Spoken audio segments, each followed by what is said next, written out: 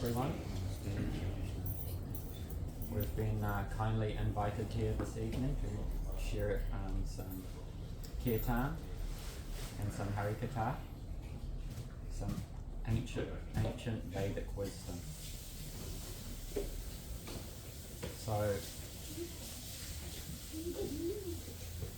as an introduction to a little bit of Vedic wisdom, the wisdom of the Rishis, I request Pranavallabha Prabhu to speak a few words.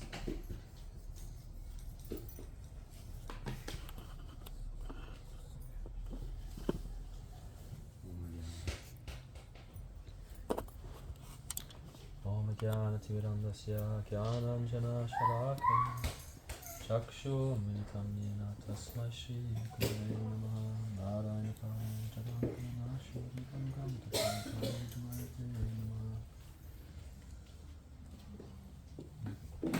Definitely not qualified to speak, but thank you, Rainy, for giving me the opportunity to purify myself. And I'll try to share a little of what my spiritual master has shared with me in the world. So, the Vedas are eternal. They've existed since the beginning of creation, and they're a manual for life. They're a manual for the soul on its progression through the cycle of birth and death, samsara. The Vedas, there's mantras for anything. If you want to have more children, if you want to have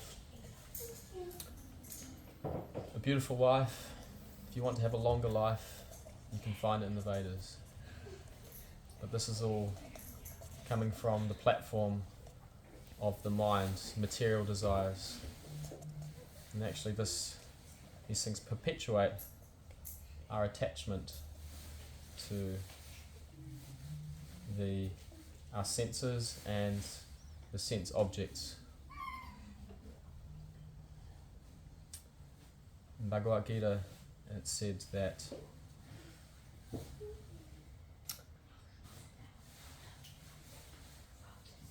lust is the eternal enemy of the wise living entity. It is bewildered by lust which burns like a fire that can never be satisfied.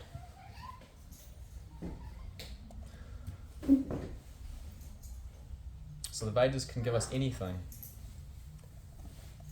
but all these material desires, these are like shards of broken glass on the street. If one just captures a glimpse of the form, not even the form, just the light emanating from the form of Krishna, you'll lose all taste for even the opulences of Indra and Swaga. Nothing can compare to that. Nothing, it's beyond the mind, literally. Nirgun. So, our parampara, this eternal knowledge of how to realize our eternal relationship with Bhagavan, Sri Krishna, that comes to us through parampara. This eternal knowledge passed down from Krishna and is kept pure, Shuddha Bhakti, in that line. And in this age of Kali Yuga, the best way to purify our mind and our heart is through the chanting of the Maha Mantra. So, we're very, very lucky to be here today, to have this opportunity to purify ourselves as the Yuga Dharma. And and through this, our soul, our heart will become purified. Our parampara, they're giving us what we don't even want, because we're running around like headless chickens, picking up, looking for these shards of glass. And they're actually guiding us, saying, no, forget about that. This is, you're lost, this is actually what your soul wants. It's this Satchidananda, your soul is blissful. So why are we not feeling blissful? Because we're looking for these shards of broken glass. We're still out in the street, really. And so our parampara, the Shuddha Gyan, comes through them, and they pick up a hand, put a japa mala in a hand, the Maha Mantra, and say, no, actually through this, you can realize that ananda, that bliss, through the servitude, the soul's intrinsic nature.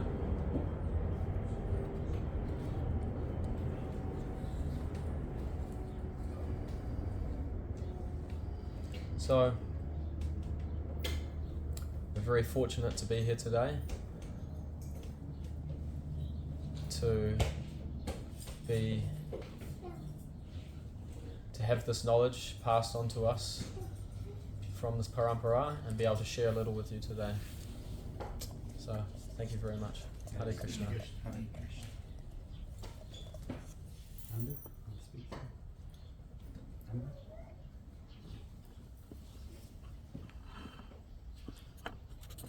Om Jnanatimirandasya Jnananasalakaya Chakshunmilitam yena Tasmai Shri Gurave Namaha Gaurave Gaurachandraya Rahadikaye Tadale Krishnaya Krishna Bhaktaya Tad Bhaktaya Namo Namah Satchidananda Rupaya Krishna Aklistakadane Namo Vedanta Vedaya Gurave Buddhi Sakshane Narayanam Namaskritya Narayanam Chaivam Narottaram Devam Saraswatam Vyasam Tato Dayam Udirajit Vancha Kalpatarubhascha Kripasindavevacha Patitanam Bhavnebhyo Vaishnavibhyo Namo Namah. So, first of all, acknowledging the Guru, the teacher, who gives us Divya Gyan, transcendental knowledge, opens our eyes, first of all, to Atma Tattva, realization of the self. And then Sambandha Gyan, our relationship with the Supreme Reality, Sri Krishna, and all of his various energies, and all the personalities in our illustrious parampara, and all the souls present here today. So today is Sad, the 6th day of Navaratri. Is that right? Yeah. So today is the day of Katyani. Katyani, she first appeared in the ashram of Katyana Rishi. And in the Gaudiya lineage, our relationship with Katyani, what vrat did the gopis do on the day after Kartik? Anyone know? Hello? Katyani vrat, to get Krishna as their husband. So today we are remembering the gopis, wanting to get Krishna as their husband.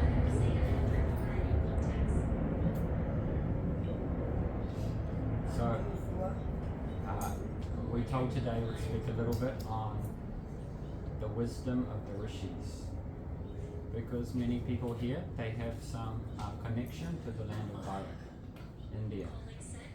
So we are very fortunate either to have a connection in terms of our family lineage, our dynasty, or to be coming in contact with the Vedic knowledge. Either way, this is a very auspicious occasion. And as Brother Prabhu said, we are in the modern times so absorbed in our mind-body complex. I am this body, I am this mind, and everything in relation to this body and this mind. But for so many thousands of years in the land of Barak, the center of the society was God consciousness.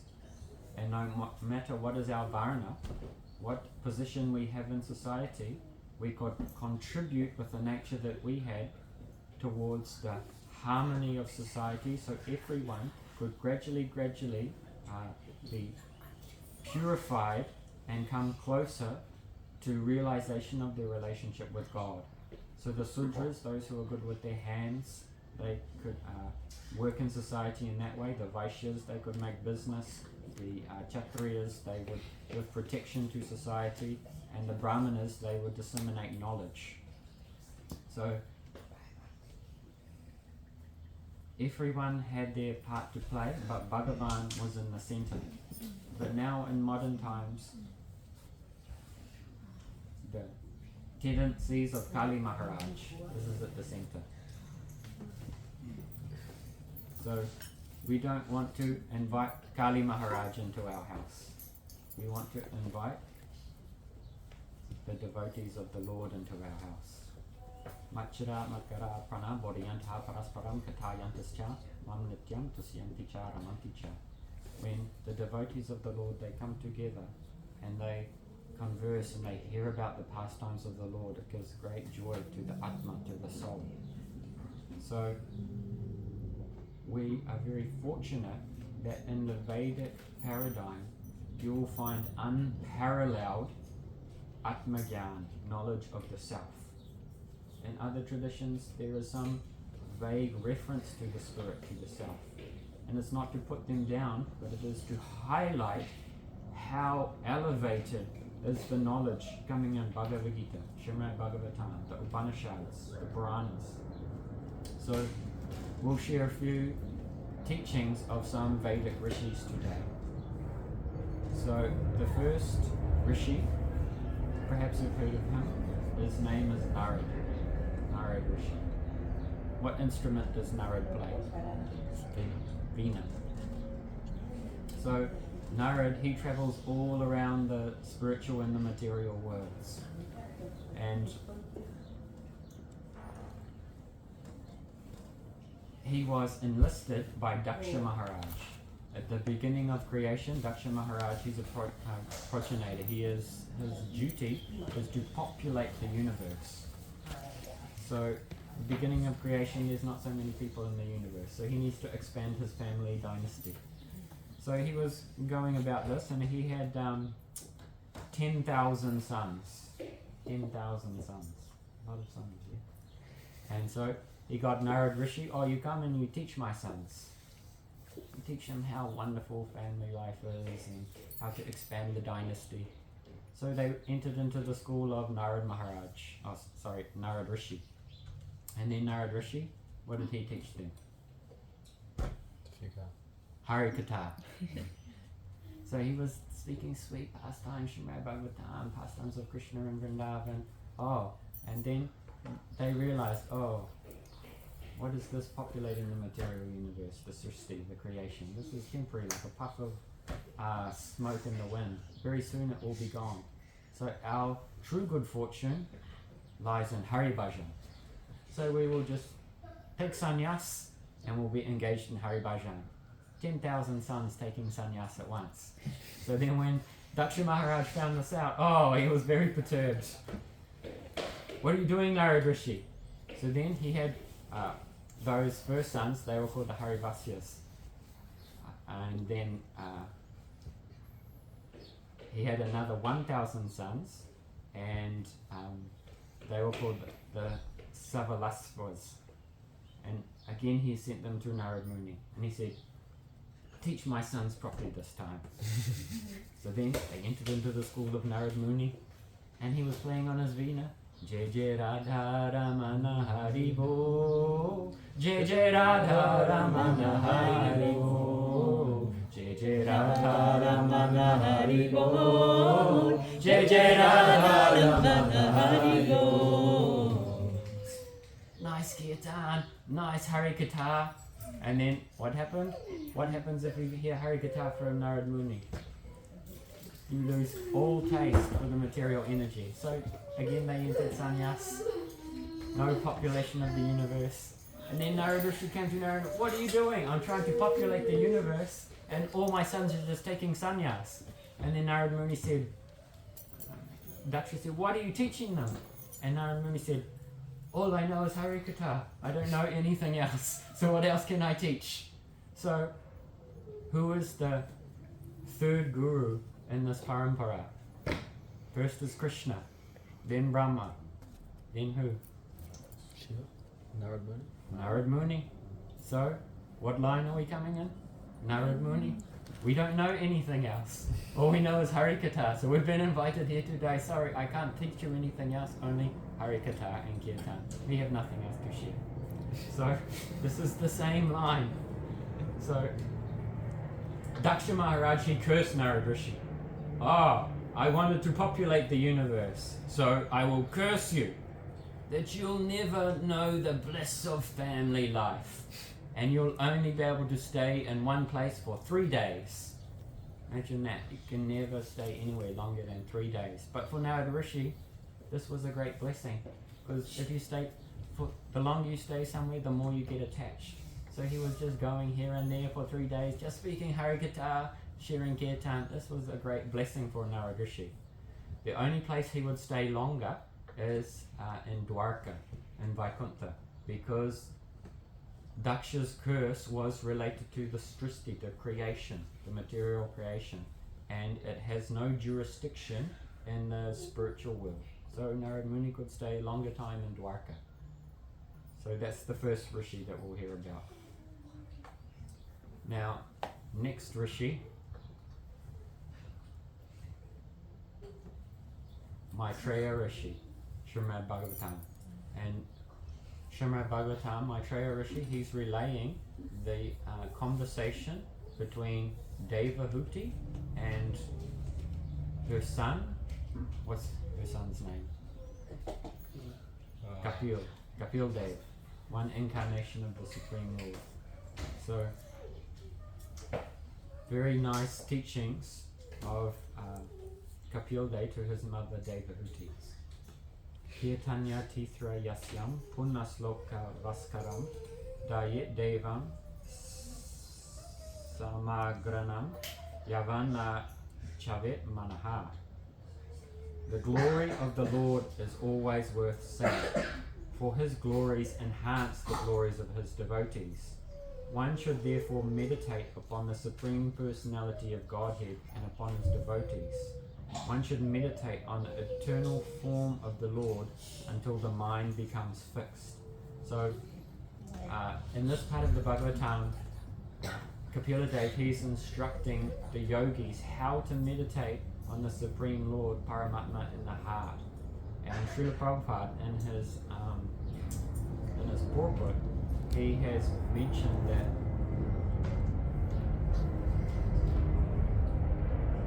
we all have the opportunity to connect and meditate upon the Lord, and it doesn't matter what is your situation that you're born into, because Prahlad Maharaj, Bali Maharaj, they were born into the family of Asuras, but they became great devotees. So by meditating on the Lord's lotus feet, you can overcome the material energy. So Kapil Dev here is saying, the devotee should first concentrate his mind on the Lord's lotus feet, which are adorned with the marks of a thunderbolt, a goad, a banner and lotus. The splendor of the beautiful ruby nails resembles the orb of the moon and dispels the thick gloom of one's heart. So anytime you're feeling depressed, you can meditate on the aura coming from the lotus tips of the toenails of the Lord. One day Srila Prabhupada, he was in the UK, and the devotees had got one murti of the Lord, and they were doing the installation ceremony, and they invited Srila Prabhupada to come and install Thakurji. I'd spent all day nicely decorating, putting nice flowers on the altar, and everyone was pleased. Oh yeah, Srila Prabhupada's going to be really happy. And so he came in, And he gave his pranams, Thakurji and everything. And he sat down and he gave Harikatha. And then he started talking about the root, the form of the Lord. And what's the first aspect he talked about? The beautiful root of the Lord. Anyone? His feet. His feet. So he said, first we worship Krishna's lotus feet. And then he looked at the devotees and he said, so why doesn't Krishna have his bangles on? Why haven't you decorated his feet? Because they've done everything else, but they haven't done the foundation, the lotus feet. So Maitreya Rishi here, he's saying that by meditation, Prabhupada's saying in his purport, meditation on the lotus feet of the Lord, one can be freed from the darkness of ignorance of material existence. This liberation is not achieved by mental speculation, but by seeing the light emanating from the lustrous toenails of the Lord. In other words, one has to fix his mind first on the lotus feet of the Lord if he wants to be freed from the darkness of ignorance of material existence. As Krishna is saying in Bhagavad Gita, Daiva Isha Gunamai Mama Maya Vitaya Mama Eviya Partante Taramitam Tarantita. This material energy, it's insurmountable. You cannot cross over this ocean of samsara by your own effort. Not possible. Because Anadi Avidya Gruptasya. Since beginningless time, we have been in this cycle of samsara, transmigrating through the various 8,400,000 different species of life in accordance with our karma and with our desire, with time, anadi, without beginning. And to trying to get out of that, very difficult, practically impossible. But by surrendering to Krishna, very easily you can cross over this material ocean. But how to surrender to Krishna? Because the ideas we have about Krishna are all vikalpa, imagination in our mind. So we need a guide. What guide? YouTube? Instagram?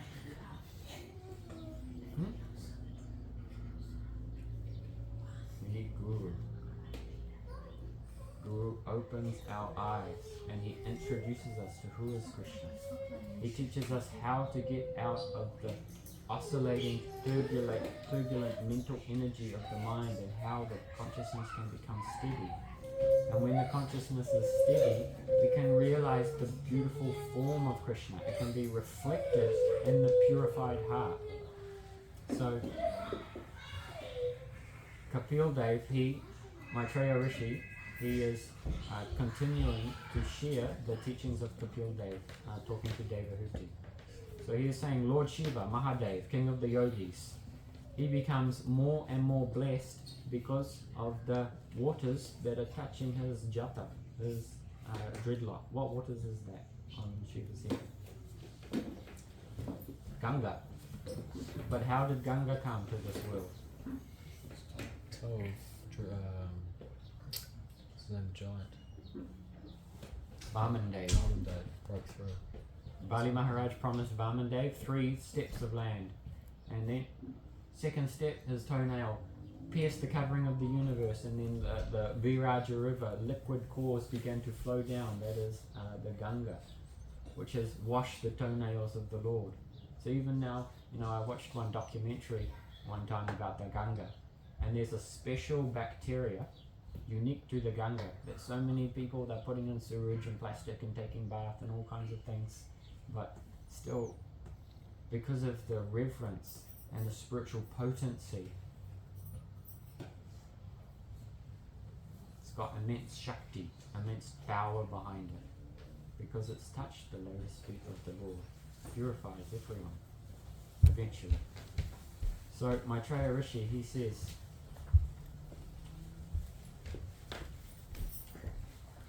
Lord Kapil, instructing his mother,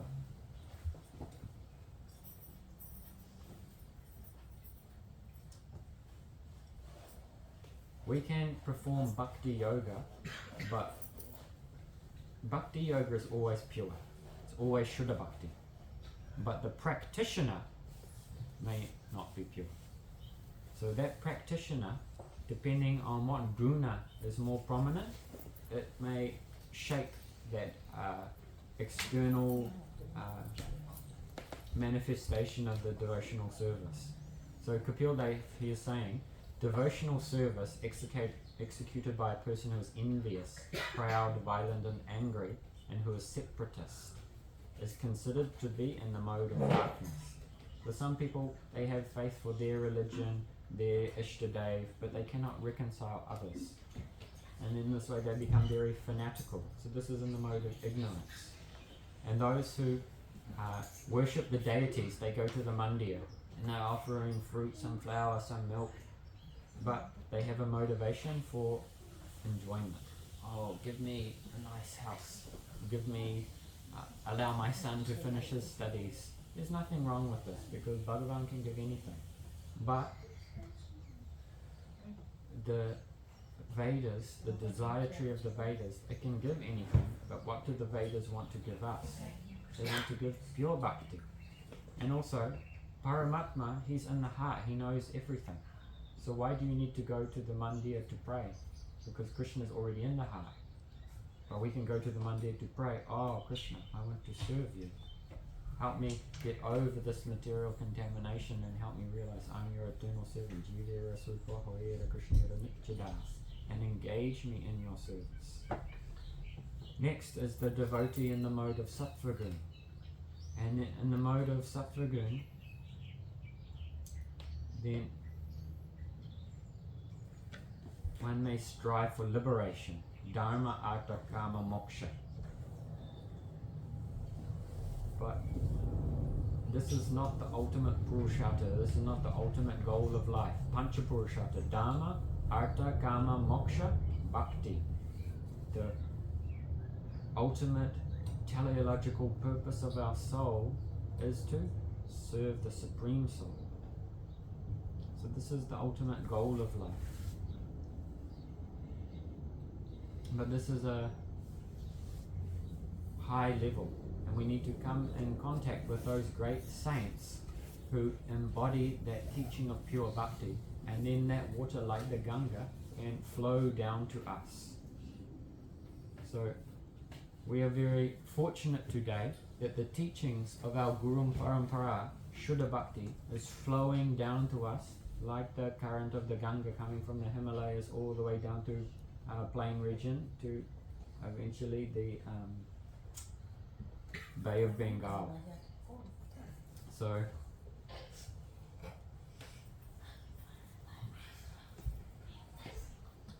another Rishi, Yajnavalkya. Yajnavalkya Rishi, he had two wives. Those two wives, one was Katyani, and what was the other wife? Anyone know? Katyani and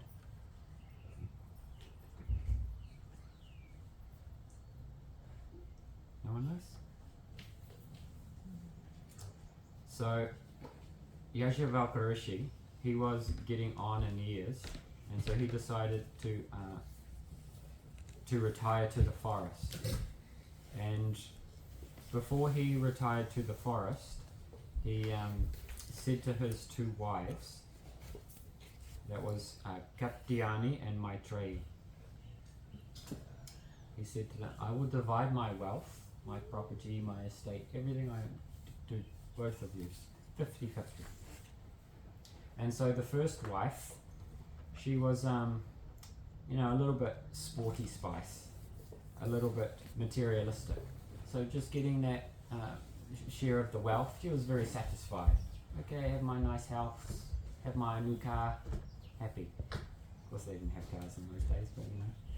And then the other wife, she said, well, you've been my husband for so many years. And in Vedic culture, the husband should protect and care for the wife until we enter Vanaprastha at least, or he takes sannyas, and I stay with the children. So if you give me this money, I'll be somewhat materially comforted by that. I'll have some material security. But will this bring me eternal happiness? Will money bring us eternal happiness? It's a question, will it? No? You know, the more money you have, the more anxiety you have. How will I protect my money? How will I save it? This person wants to rob me, this and that. When you have no money, sometimes less anxiety. Sometimes more. So, my trade, she was very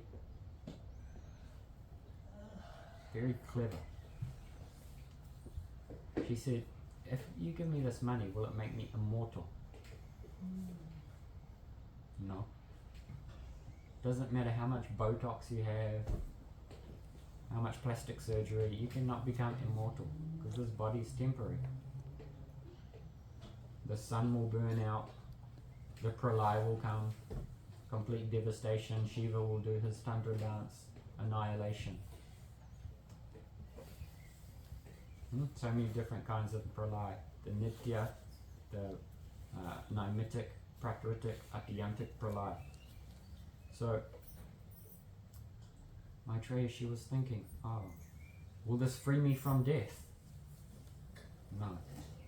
And Yajnavalkya Rishi, he was pleased with the inquiries from his wife. So then he said, no, Maitreya, this wealth, you can live comfortably, but no immortality can be attained by riches. Then Maitreya, she said, if that wealth can't gain me immortality, can you please teach me the knowledge of immortality? And hearing her words, Yajnavalkya Rishi, he was very pleased. And then he instructed her on Atma Tattva, knowledge about the self. So,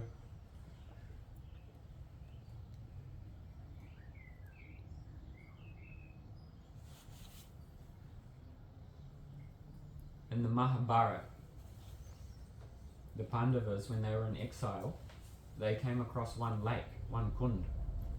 And in that kund, one yaksha appeared. It was Dharmaraj in disguise, father of Yudhisthira Maharaj. And they asked so many questions. You read Mahabharata? So maybe you remember. So many questions were there.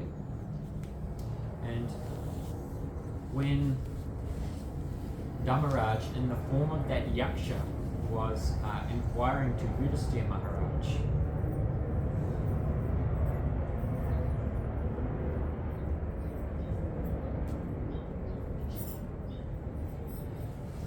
he said, what is astonishing? And Yudhisthira Maharaj, he said, everyone can see everything around them is temporary. They can see their loved ones are going to die, their loved ones are going to pass away. You know, at the time of the Buddha, Gautam Buddha, one lady came to the Buddha and her son had just passed away and she was really in distress. And she said, please bring back my son, bring back my son. And then, you know, she was really persistent. And so she said to the Buddha said to her, okay, you go to a house and you find a house, you collect some mustard seeds, but I want you to collect them from a house from which no one has died. So she was going around knocking on the door. Every house has had someone die, mother, father, son, brother. And then after some time she realized, oh, I will never find a house where no one has died, no one knows someone who has died, because this is the material world. So Yudhisthira Maharaj, he is saying through Dhammaraj in the form of the yaksha, everyone has the knowledge that we're going to die, but we live our life like we're immortal, we're going to live forever. How do we invest our energy? How do we invest our time? All in temporary things. This is okay, we need to look after your family, if you have family, if responsibilities, do your dharma, but this is not the dharma of the soul.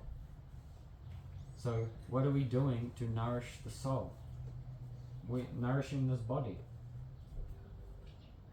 But very soon this body, Ram Nam Satya, Chalo, it'll go. This mind's always moving or engaged in following the dictates of the mind. So Yudhisthira Maharaj, he said, this is the most astonishing thing. Everyone knows you're going to die, but we live life, la la la la la, I'll live forever. So this is the most astonishing thing according to Yudhisthira Maharaj. So, coming back to the conversation of Maitreya Rishi talking to Maitreyi, and the conversation with her husband Yajnavalkya Rishi. And so, Yajnavalkya Rishi, he's saying, the husband is not dear to the wife because of the husband. It's because of the presence of Paramatma in the heart. Because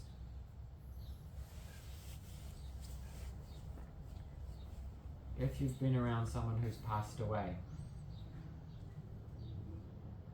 what happens when that soul leaves the body? It's not the same, is it? But the body's there. You can dress them up nicely, put on some lipstick, do their hair, buy some fresh cloth at the bazaar. But when that soul leaves, it's not the same. So what's dear to us about that person is the presence of Atma, the presence of the soul. But on a deeper level, Goham Pravistav Atmanohi, it says in the Vedanta Sutra, in the Hridayakash, in the Guyam, in the cave, there's two souls.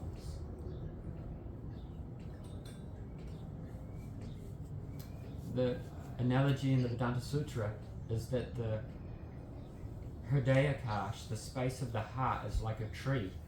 And on that tree there's a branch. And on that branch there's two birds. One is the individual soul, eating fruit. Sometimes nice, sweet fruit, other times green and bitter, unripe. That's the jiva, the individual soul, tasting karma. Sometimes bitter, sometimes sweet. Everyone's always chasing what gives them pleasure. But somehow or other, suffering is coming.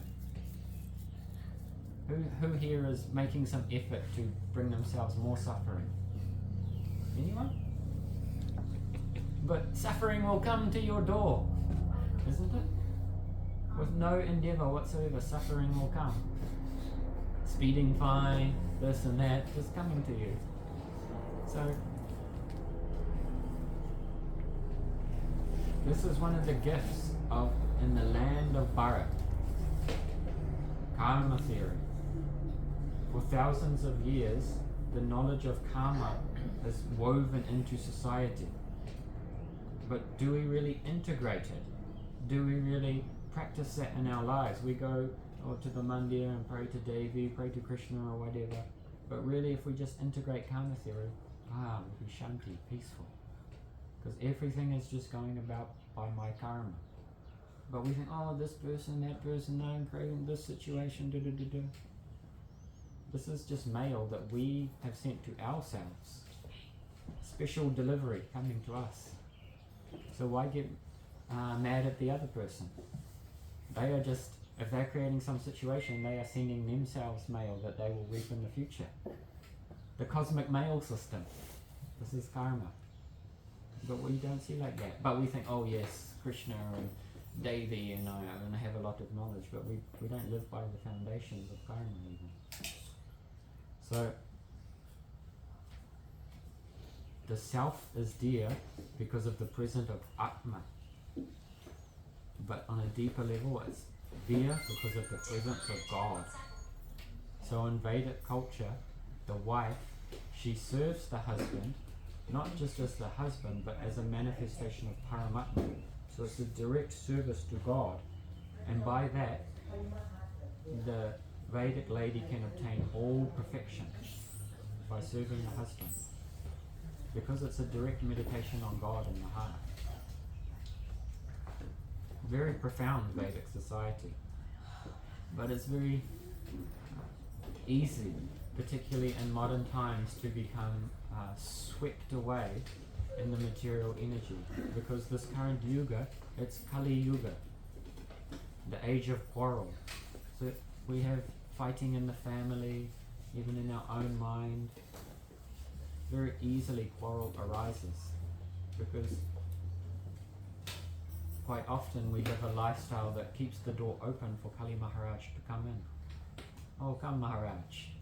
We don't invite the Vaishnav Maharaj, please come and take. No, we open the door. Kali Maharaj, oh, can I give my pranams? Take, I made a nice seat for you, Kali Maharaj. Like this. But the Vedic Rishis, they say, no, this is not in our good fortune. But we need to be in the association of those who are more advanced than ourselves. And every day do practice, do some sadhana, so we can attain our sadhya, the ultimate goal of life. But only bhakti has the power to free us from this material energy. Because when we try to do it by our own effort, that is self-elevationism, there's always a danger that the bij, the karmic seeds, can give fruit again.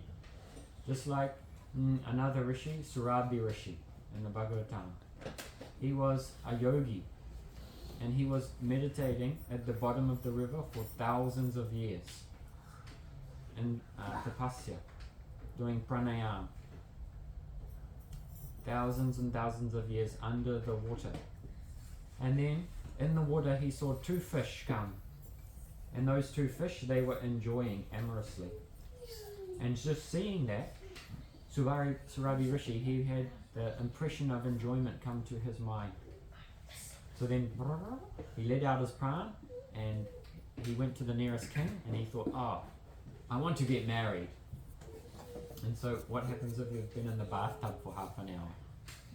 You look like a prune, your skin. So let alone speaking thousands of years underwater, what did he look like? So then going to the king had 50 daughters. And then overhearing the conversation, oh, I want to marry one of your daughters. All the daughters were like, oh no, we don't want to marry this guy, he looks like a dried up date. But he had siddhi, he had mystic power. So understanding the situation, then he manifested a very beautiful, charming form. And then all the 50 daughters were fighting over one another. No, I will marry him, I will marry him. And then he married all the 50 daughters. And he was enjoying so much. But then after a long time, he was thinking, what am I doing here? I was doing tapasya. I was actually had reached a high stage, and then I got swept away in the material energy. So then he left all of those princesses and he went back to his tapasya. There's another backstory to that, but I won't go into that. The point is, by our own effort, if we're not under the shelter of Sri Guru, then it's inevitable we'll be swept away by the material energy at some point, no matter how elevated you are. Like Hiranyakashipu, he thought he was really clever, doing tapasya 72,000 years, and he asked Brahmaji to give him the boon, make me become immortal. But Brahmaji said, even I'm not immortal, so how can I give you that boon? So he thought, oh, I'm very clever, okay, let me have the boon, I can't be killed day or night, inside, outside, by any weapon, by any human, by any animal. But no one is clever as the Supreme Lord. So the Supreme Lord found a way to kill him. Of course, this is Leela. But so no matter how clever we think our material intelligence is, then how time will come for you and embrace you very tightly. Oh, and you'll be united with old age, death, disease. No one wants this, but by force you'll be forced to take this. We don't want to think about these things. But the saints, they are our true friends. So they are giving us true knowledge and how we can really attain auspiciousness. So we should think about these things very deeply. I'm not suggesting everyone take sannyas and just run off to the Himalayas. It doesn't matter what your position is in life. If you have children, if you have a business, if you're a sannyasi, anyone can become a sadhu. Anyone. In modern times, we think sadhu only means sannyasi, but it's not true. Sadhu means pure devotee of the Lord. And anyone can be a pure devotee of the Lord. Doesn't matter how many children you have. And another question, the Yaksha asked to Yudhisthira Maharaj, and Yudhisthira Maharaj, one is not a parent, one is not a father, one is not a mother, unless one can liberate their child from this world. So we can think about that. Our wife, our children, do we know how to liberate them from samsara?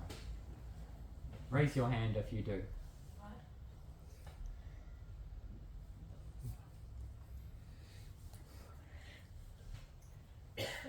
How? Chant and be happy. Chant? Lots of chanting. Chant, read Srimad Bhagavatam regularly, have a regulated life. Don't refrain from abide by regulative principles and austerities that are prescribed in the Vedas. So, follow the Vedas. This is one aspect of it, but we may not have the Shakti ourselves to liberate our dependents, but we can take them to Sri Guru, and Sri Guru does. So we can follow the Vedas under the guidance of Sri Guru, and then all your dependents will become liberated. Liberated means free from the material designations and understand they're eternal servant of Krishna. So it is our duty, if we have children, if we have wife, we have partner, anyone, we should assist each other. Wife is called Dharma Patni. The wife is the assistant in Dharma. So in Vedic times, the relationships, everything is God-centered, God-focused. Don't go further into the material energy. Navaratri. Nava means 9, Ratri means night. Huh? So 9 nights of the goddess, of Durga. Durga, she's the superintendent of the material energy. Durga. What does it mean? Dur means difficult, Gat means go. It's very difficult to go from the material energy. Very difficult. But who is Durga? She's a servant of the Supreme Lord. Ishwara Parama Krishna Satchidananda Vigraha Anade Adi Govinda Savakara Karanam. The Supreme Lord, Rasik Shekhar Sri Krishna, has so many energies and so many devatas. They are serving Krishna. So Durga Devi, she is one servant of Krishna, and she helps those souls who haven't realized their true nature. She's like what's the word? Headmaster of a school, training the children how to realize your good fortune. One principle. So she's giving us so many lessons, often lessons of suffering, because we're not so intelligent and we need some encouragement to learn.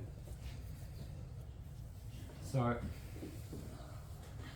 another story, another Rishi, Durvasa Muni. Durvasa Muni, one Anksa, one partial manifestation of Lord Shiva. So one day, when the Pandavas, again when they were in exile, before this, Durvasa Muni, he had gone to the palace of Duryodhana, and Duryodhana, understanding that Durvasa Muni is a very volatile personality, he served him very nicely, and then Durvasa Muni was pleased with the service of Duryodhana, and Duryodhana, he requested a boon from Durvasa Muni. And we know that he had a real vengeance against the Pandavas. So then Duryodhana, he requested Durvasa, oh, I want you to go and visit the Pandavas, but I want you to visit them after they have taken their prasad, their meal. Because he knew that Draupadi, she had one Akshay Patra, one magical pot, and no matter how many guests came, maybe this Mataji has one tonight, no matter how many guests are here, she'll feed them all scrumptiously. So Draupadi, she had one pot like that, and as long as she hadn't eaten, she could manifest unlimited amounts of prasadam. So Durvasa, on the order of Duryodhana, you should go there after she has eaten, because Duryodhana knew that when Durvasa came there, he would get very upset if they couldn't serve him prasadam. So Durvasa Muni, he went there, and then Draupadi, I need to feed this person, and the Pandavas, the brothers, Yudhisthira Maharaj, etc. They said, go and tell Draupadi she needs to create a big feast. And Durvasa Muni, he went to the river to do his Gayatri mantras, and then Yudhisthira Maharaj, he understood, actually she's already eaten. So there's no chance of feeding Durvasa Muni and his how many disciples did he have? Anyone know? 50,000. 10,000, says in the Bhagavatam. Sometimes I've heard 64,000, but anyway, a lot. So he had a lot of disciples. How's he going to feed them all? Draupadi. So Draupadi, she was in such distress. Real predicament. How am I going to feed all these people? And Durvasa Muni, Shiva has one name. He's very easily angered, but also very easily pleased. So fearing the curse of Durvasa Muni, Draupadi, in distress, and Prabhupada says in his booklet, she cried out like only a woman could cry out. And so she was crying to Krishna, but because she was completely surrendered to Krishna, Krishna at once came there. And then she explained her predicament to Krishna. And then Krishna, he said, go and get me the pot. And Draupadi said, but there's no more prasadam, no food, I've already eaten. And Krishna just said, no, you go and get the pot.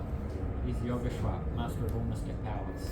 So then he got the pot, and he was looking, and on the side of the pot, there was one little dried morsel of spinach that hadn't been cleaned off. So then he got that little morsel of spinach, and then he ate that. Very tasty.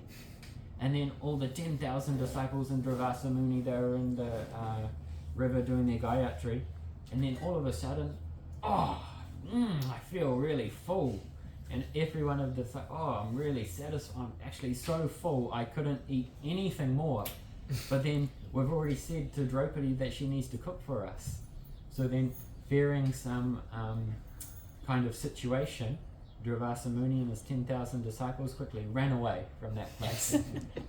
And so one teaching is, if you serve and satisfy Krishna, every other being in the universe will be nourished. Like we hear so many times the example, pouring water on the root of the tree. And when you pour the water on the root of the tree, the roots, the fruits, the flowers, the branches, the leaves, everything becomes nourished. But if you just pour the water on one little tree, little spray bottle, in the middle of summer, it's not going to help the tree. It'll actually burn the tree, and it won't become nourished. So by nourishing the root, everything becomes flourishing. Our material intelligence will struggle with this. But Krishna, he has Gatana Pratishti Shakti, the power to make the impossible possible. So by doing service to Krishna, who is Deva, the master of all the gods, all the demigods become pleased. You don't need to do separate puja to Devi, to Ganesh, because they are the servants of Krishna. So just by serving Krishna, even Lord Ram. 3 names of Ram equals 1 name of Krishna, says in the Sastra. So how high is Krishna now? So by pouring the water on the root that is Krishna, doing bhakti to Shri Krishna, all of the devatas, they will all become pleased. And Devi will be there, Ganesh will be there. Oh, Prabhu Mataji, how can I serve you? But one's primary motivation would, I just want to please Krishna. And there are so many histories in the Sastra, like Satyakama, son of Jabala. Just by serving his Gurudev, all the devatas came and they helped him. So there's no need to independently go. Of course you can, as you like, but we are just explaining what is the position of Krishna and bhakti to Krishna. So we don't want to get stuck on the platform of worshipping Krishna as just some kind of metaphysical principle. Okay, he's the supreme tree, so I should water that tree and I understand it all through my mind. That is there in the beginning, but we want to move past that. So I'll tell another couple little stories about that after a short kirtan.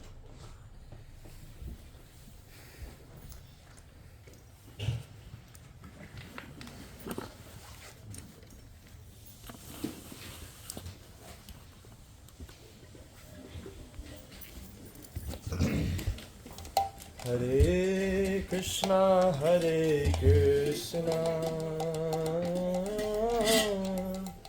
Krishna Krishna, Hare Hare, Hare Rama, Hare Rama, Rama Rama, Hare Hare, Hare Krishna, Hare Krishna, Krishna Krishna,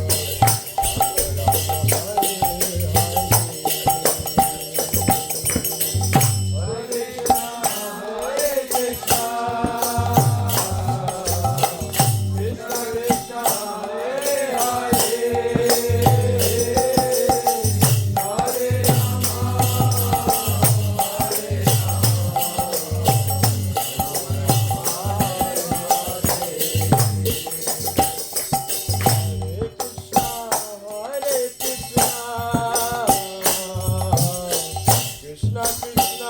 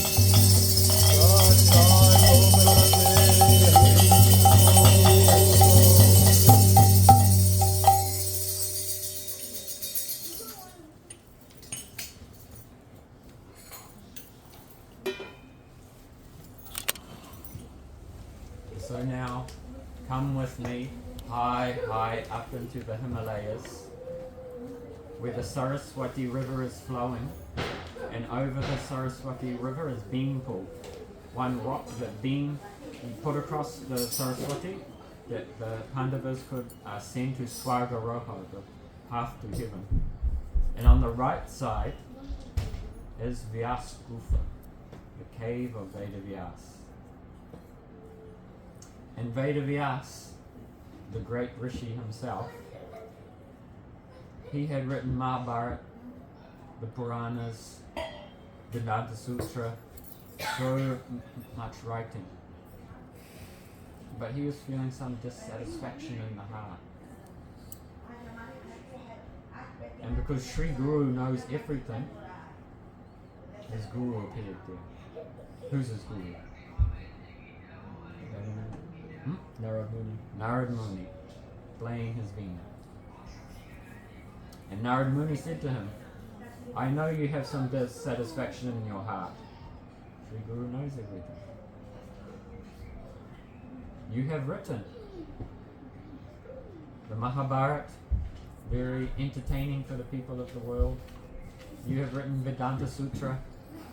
You have written so many things. But have you written about the sweet pastimes of Krishna in Vrindavan? Oh no, Gurudev. So then, with the blessings of his Gurudev, Vedavyasi went into Samadhi. And in his Samadhi, he saw Bhagavan. He saw the Jivas, that's us, the conditioned souls. And he saw Purna Shakti, the complete Shakti of the Lord. Who is that? Who is the complete Shakti of the Lord? Radharani. So, Vedavyas saw in his Samadhi the conditioned souls trapped in samsara since time without beginning.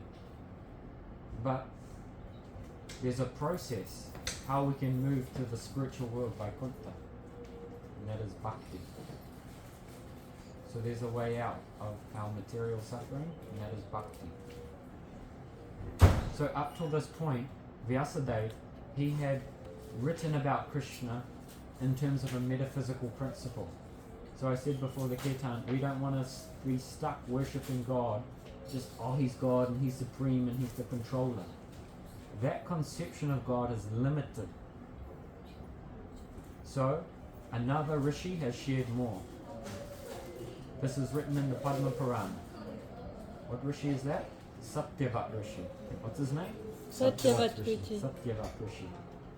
And what prayer do we find in Padma Purana from Satyavat Rishi? Every Kartik we are singing. Damodarastakam. He remembers because it's his name. So what's the first line of Damodarastakam? Namarishwaram Sachidanandarupam Lasat Kundalam Brajamana. So Nama Ishwaram, Krishna is the supreme controller. All the gods worship him. If you study Krishna Lila, Indra's bowing down to him, Brahmaji's bowing down to him. Lord Shiva, he killed Cupid, Kamadev.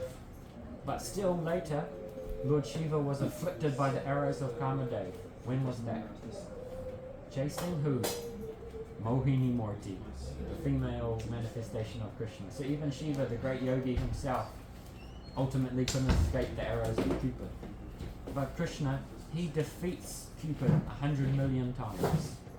So first we need to understand Krishnastu Bhagavan Swayam. Krishna is the origin of all the forms of the divine. They all emanate from Krishna. And we need to understand that to take shelter of Krishna. But to then move deeper into a relationship with Krishna. So then we come to the 10th canto of the Bhagavatam, and we're hearing about the sweet pastimes of baby Krishna. Here we have little Gopals, Akan thief, Chor, thief, And little baby Krishna, how he's going to the houses of the cowherd woman and stealing butter with his friends, stealing mutton, feeding the monkeys, getting up to so much mischief. Not seeing God, Bhagavan, as some supreme ruler, but seeing him, oh, he's such a beloved, sweet, charming little boy, Gopal. And how Krishna was naughty, and then he was bound by Mother Yashoda. Damodar, bound by Mother Yashoda to the grinding mortar. And he was pulling the grinding mortar and the two twin Arjuna trees fell down. So, all opulence is there, but to see Krishna, Naravat, human-like pastimes. This is why Vedavyas was not feeling satisfied, because he hadn't shared the sweetness, the madhurya of Bhagavan. This is the ultimate realization of Bhagavan, his sweetness. So Satyavat Rishi, he is taking us through the stages of realization in his bhajan. And he was seeing in his bhajan how little baby Krishna was running away from Mother Yashoda. And Mother Yashoda was chasing him. Oh, you little rascal, come here. And little baby Krishna, with genuine tears in his eyes, he was afraid of his mother getting the chapel round the back of the head. So, how astonishing is this? Krishna, he has made all the material universes, uncountable. He has made all the jiva souls. He is controlling everything. Not a blade of grass is moving without the will of Krishna, but he's running from his mother, trying not to get a smack around the head because he's being a naughty boy. How sweet is Braja? This is Vrindavan Dham. So the great sage Vyasa himself only felt satisfied when he was sharing this madhurya from the blessings of Narad Rishi. So Satyavat Rishi, he's praying, oh, I do not ask for liberation. I do not even ask for residence on Vaikuntha. I don't seek any other benediction.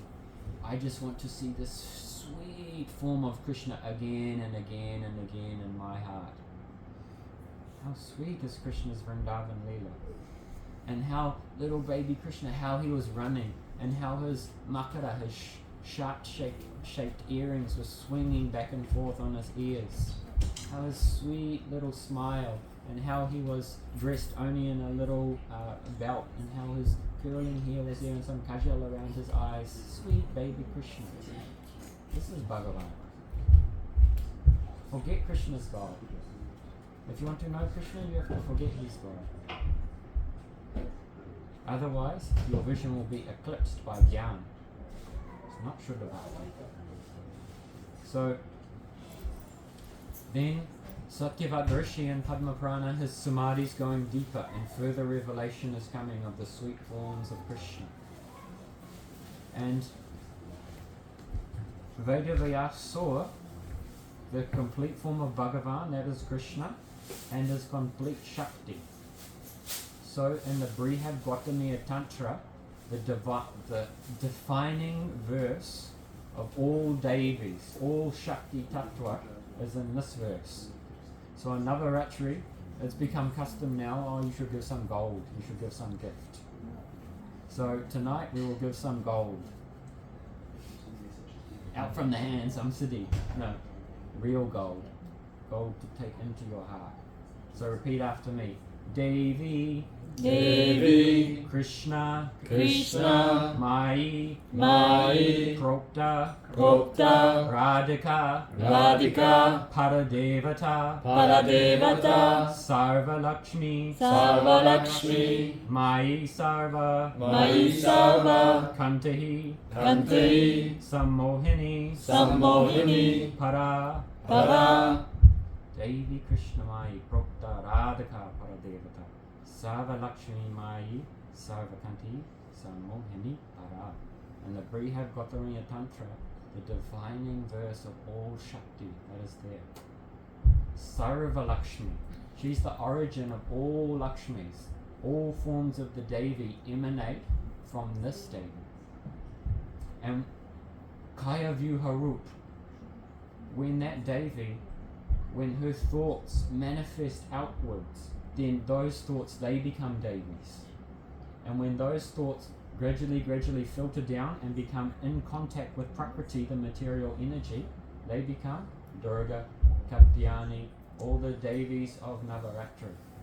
But they are coming from a very distant origin, very, very high in the spiritual abode. So who's that Devi? Devi Krishnamai. She is completely saturated with the thoughts of the all-attractive Lord. She is Paramasundari, the topmost beautiful Devi. She is Paradevata. Radhika, Paradevata. So if all forms of the Lord emanate from Krishna, sometimes people think that Krishna is an avatar of Vishnu, but this is not correct Siddhanta. If you study Sastra, then you'll see that those forms of Vishnu, they actually emanate from Krishna, because Krishna is avatari, not avatara. Avatari means all the forms of the Lord emanate from that source, that is Krishna. So Krishna's Purna Shakti, that is Radhika, all forms of the goddess emanate from her. That is our understanding. And it's also written in Sastra. This is not just my opinion. This is the opinion of Sastra. Sastra Praman. The evidence is in Sastra. So, who is the origin of all Devis? Radhika. What's her name? Radhika. Radhika. She's Paramasundari. Parama Devata. So, Krishna, he is bound by the love of his devotees. Damodar. Mother Yashoda, she was trying so hard to tie up Krishna. But Krishna's Sarvabhakti, he's all pervading. There's no limit to Krishna's expansion. So there's no rope that can tie him up. But what can bind, he's Ajit, he's unconquerable. You cannot conquer Krishna. But that personality who is unconquerable can be conquered by what? Praying, love. If you have love for God, you can tie him up in your heart and he'll never escape. That is Damodar, bound by the love of his devotees. He will allow himself to become bound in your heart, the source of everything. But Satyavat Rishis, his samadhi's going deeper, and then he saw the Purna Shakti, Radharani, and how Krishna is bound most by that personality that loves him the most, and that is Radha, Radharani. And she's serving Krishna in so many ways and manifesting so many Devi forms. But the origin is Radhika, Sava Lakshmi. So what is the position of Srimati Radhika? Jai Jai Shri Radhe, Jai Jai Shri Radhe, Jai Jai Shri Radhe Shyam. Go Premanande. Hari Hari. So now we'll have one more kirtan to digest the katha a little bit, and then we'll have prashadam. So thank you very much for giving me the opportunity to purify myself by speaking some katha. And like I said, I don't know anything else but Hari Katha. I never went to school. I was only in the school of the Vedas. And the goal of the Vedas is Radhadasi, service to the original Shakti, that is Radharani. Jai Shri. Jai Shri Radhe. Yeah. Do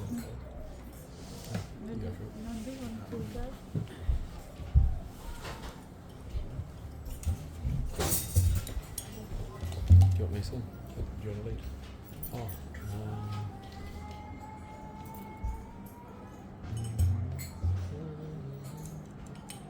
Hare Krishna, Krishna Krishna